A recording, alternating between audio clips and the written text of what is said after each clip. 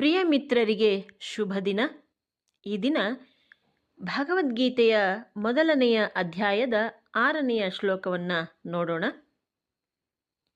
ಯುಧಾಮನ್ಯುಶ್ಚ ವಿಕ್ರಾಂತ ಉತ್ತಮೌಜಾಶ್ಚ ವೀರ್ಯವಾನ್ ಸೌಭದ್ರೋ ದ್ರೌಪದೇಯಾಶ್ಚ ಸರ್ವ ಏವ ಮಹಾರಥಾಃ. ಅರ್ಥಾತ್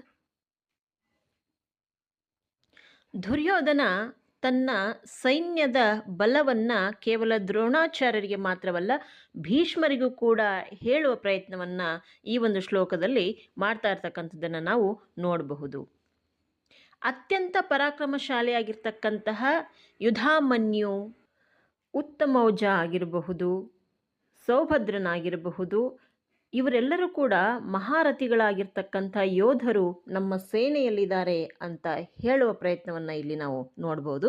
ಅಂದರೆ ದುರ್ಯೋಧನ ತನ್ನ ಸೇನೆ ಎಷ್ಟು ಬಲಿಷ್ಠವಾಗಿದೆ ಅನ್ನೋದನ್ನು ತೋರಿಸ್ಕೊಳ್ಳೋದಕ್ಕಾಗಿ ತನ್ನ ಶಕ್ತಿಶಾಲಿಯಾಗಿರ್ತಕ್ಕಂತಹ ಹೆಮ್ಮೆಯ ಯೋಧರನ್ನು ಭೀಷ್ಮರಿಗೆ ನೆನಪಿಸುವ ಪ್ರಯತ್ನವನ್ನು ಮಾಡ್ತಾ ಇದ್ದಾನೆ